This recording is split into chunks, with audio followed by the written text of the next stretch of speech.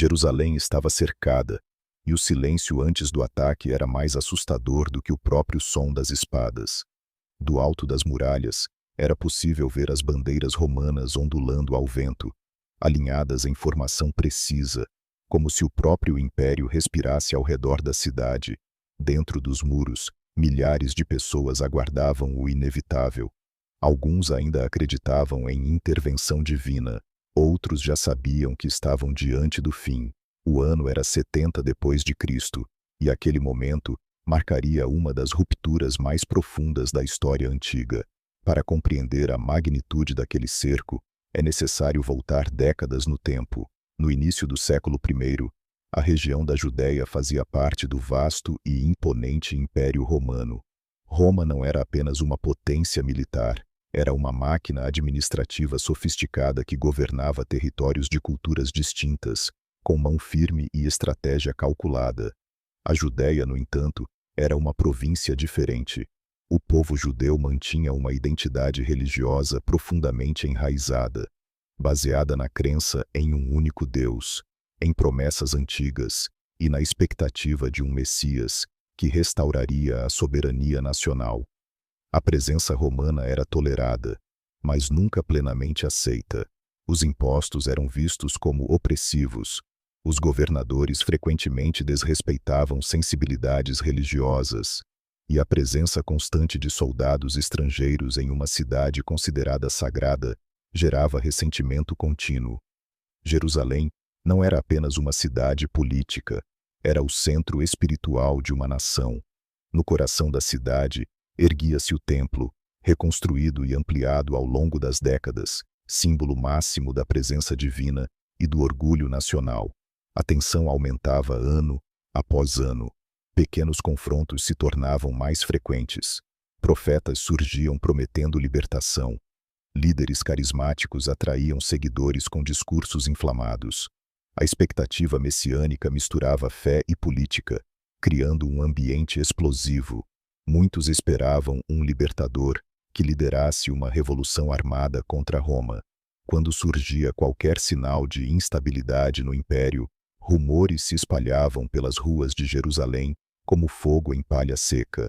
No ano 66 d.C., a tensão finalmente se transformou em revolta aberta. O estopim envolveu conflitos fiscais e disputas religiosas, mas o que explodiu foi o acúmulo de décadas de frustração. A guarnição romana em Jerusalém foi atacada e a cidade caiu nas mãos de grupos rebeldes. Era o início da primeira revolta judaica. Para muitos, aquele era o momento da redenção nacional. Moedas foram cunhadas proclamando a liberdade de Sião. Era uma declaração simbólica de independência, um gesto que desafiava diretamente o poder de Roma. O império respondeu com força avassaladora.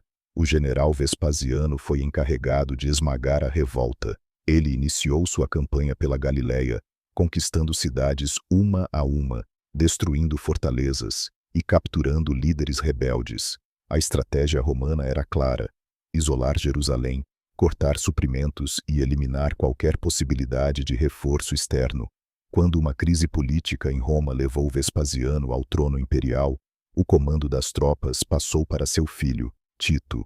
Seria Tito quem conduziria o ataque final contra Jerusalém. Enquanto as legiões avançavam, Jerusalém mergulhava em caos interno. A cidade estava longe de ser unificada. Facções rivais disputavam o controle político e militar. Líderes como João de Giscala e Simão Bar de Ora competiam por influência, mesmo diante da ameaça iminente. Em vez de cooperação estratégica, havia suspeitas, intrigas e violência. Armazéns de comida foram incendiados por extremistas que acreditavam que a escassez forçaria a população a lutar até o fim. Essa decisão precipitou uma tragédia humanitária dentro das muralhas. Quando o cerco romano começou oficialmente, Jerusalém estava lotada. Era período de Páscoa, e peregrinos de diversas regiões haviam viajado até a cidade. O cerco transformou-se em armadilha. As legiões construíram muralhas ao redor da cidade para impedir qualquer fuga. A estratégia era clara: sufocar lentamente. A fome tornava-se inimiga tão letal quanto as espadas romanas. Os relatos do historiador judeu Flávio Joséfo descrevem um cenário devastador. Pessoas disputavam restos de alimento, famílias escondiam grãos umas das outras. A desconfiança substituía a solidariedade. O sofrimento psicológico era tão intenso quanto o físico. O templo, que deveria representar esperança, tornava-se símbolo de um destino incerto. Quando os romanos romperam as primeiras defesas, o combate foi brutal. Rua por rua, muralha por muralha, a resistência foi sendo esmagada. A disciplina das legiões contrastava com o desespero dos defensores. O templo tornou-se o último reduto.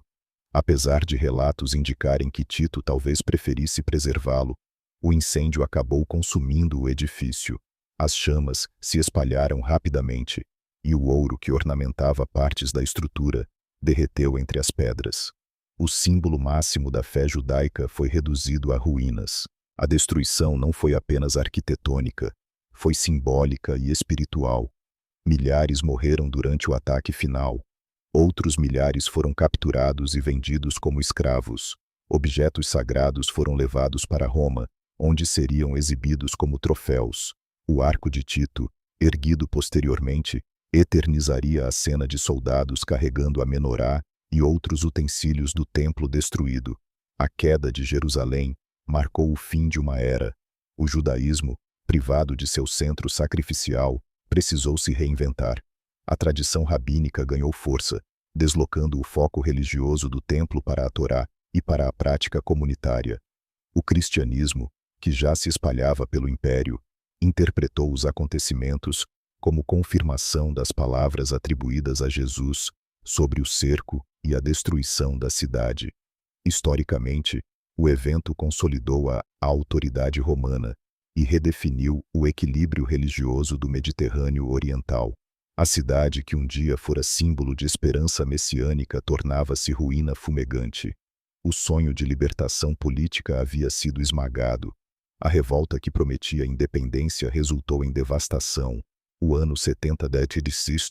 não foi apenas uma vitória militar romana, foi o colapso de uma expectativa nacional e o início de uma nova configuração histórica. Mesmo após a destruição, as consequências continuaram. A diáspora judaica se intensificou. Comunidades espalharam-se pelo império. A memória da queda de Jerusalém tornou-se parte central da identidade coletiva. Roma reafirmava sua supremacia, mas também plantava as sementes de transformações religiosas que moldariam os séculos seguintes. No silêncio das ruínas, um novo capítulo começava. A história registrava a guerra, a fé interpretava o significado, a política reorganizava o mapa. Jerusalém havia caído, mas seu impacto ecoaria por milênios. A destruição do ano 70 não foi apenas um evento militar, foi um divisor de águas na história da civilização ocidental, um momento em que império, fé e poder colidiram de maneira irreversível.